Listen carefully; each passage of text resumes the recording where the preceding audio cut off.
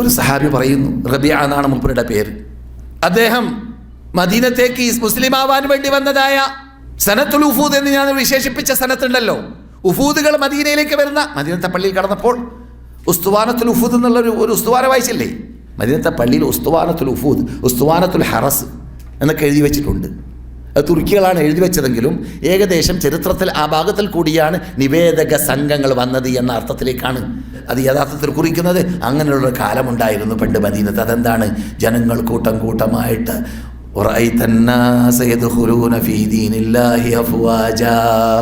അങ്ങനെ ജനങ്ങൾ കൂട്ടം കൂട്ടമായി മദീനയിൽ കടന്നു വരുന്ന സമയത്ത് ഇത് രണ്ട് രൂപത്തിൽ റിപ്പോർട്ടുണ്ട്. ഇമാം അഹ്മദ് അൽ-അംബാനി റിപ്പോർട്ടർ പറയുന്നു, റബിയ ഇബ്ൻ അബ്ബാദ് സൂഖ് ദിൽ മജാസ് എന്ന ഒരു പട്ടണമുണ്ടായിരുന്നു മക്കത്ത്. സൂഖു ദിൽ മജാസ്. ആ പട്ടണത്തിൽ അദ്ദേഹം ജാഹിലിയ്യ കാലഘട്ടത്തിൽ കറങ്ങുന്ന വേളയിൽ അദ്ദേഹം മക്കയിൽ കണ്ടൊരു രംഗം പറയാണ്. എന്താണത്?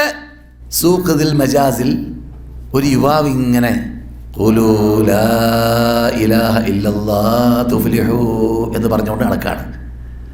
ഖുലൂ ലാ ഇലാഹ ഇല്ലല്ലാഹ് തുഫ്ലിഹൂ.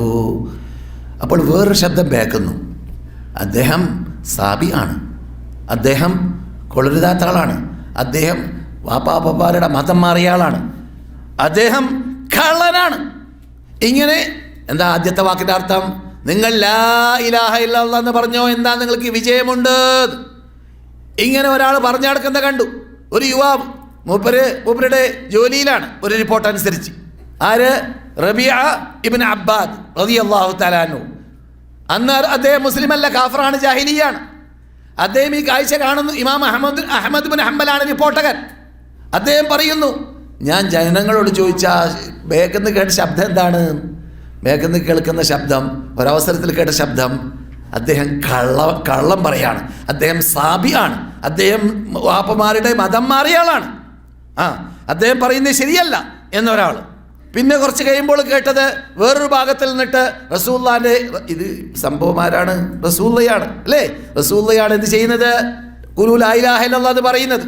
അപ്പോൾ ഏറുകൊള്ളും, അപ്പോൾ ചോരയൊക്കെ വൃത്തിയാക്കും, എന്നിട്ട് മറ്റു ഭാഗത്തിലേക്ക് പോകും, അവിടുന്ന് തന്നെ പറയും. അപ്പോൾ ബേക്കിൽ നിന്നിട്ട് ശബ്ദം കേൾക്കും. ബേക്കിൽ നിന്നുള്ള ശബ്ദം എന്താണ്? ജിന്നിനെ ഒഴിവാക്കാനോ, ജിന്ന് പൂജ ഒഴിവാക്കാനോ, ബിംബ പൂജകൾ ഒഴിവാക്കാനോ, അള്ളാഹിനെ വിളിച്ച് പ്രാർത്ഥിക്കുന്ന നിർത്തിവെക്കാനോ, അതിനൊക്കെ ക്ഷണിക്കുന്ന ആളാണ് മുഹമ്മദ്, നിങ്ങളുടെ മതം നിങ്ങൾക്ക് ഒഴിവാക്കേണ്ടി വരും എന്ന് ഒരാൾ ഇങ്ങനെ വിളിച്ച് പറയുന്നത് കേട്ടു. അങ്ങനെ ഓരോ രംഗത്ത് ഓരോ ശൈലിയിൽ സംസാരിക്കാണ്. ഞാൻ ചോദിച്ചു, റബിയ റിപ്പോർട്ടകൻ, ഞാൻ ചോദിച്ചു, ആരാണ് ഈ മനുഷ്യൻ? പറയപ്പെട്ടു, അദ്ദേഹം ഈ മുഹമ്മദിൻ്റെ അളാപ്പ അല്ലെങ്കിൽ മൂത്താപ്പ അബൂലഹബാണ്. അബൂലഹബാണ് പരിപാടി നടത്തുന്നത്. നിങ്ങൾ ആലോചിച്ച് നോക്കൂ. റസൂലുള്ളാഹി ഈ തൗഹീദ് പ്രചരിപ്പിക്കാൻ വേണ്ടി ആരംഭിച്ച രംഗത്തിൽ തന്നെ അബൂലഹബ് ബാക്കിൽ കൂടി എന്നതിലേക്ക് തെളിവാണ് ആ സംഭവം. ഇമാം അഹ്മദ് ബിൻ ഹംബൽ റിപ്പോർട്ട് ചെയ്യുന്നതായ സംഭവം. സുബ്ഹാനല്ലാഹ്.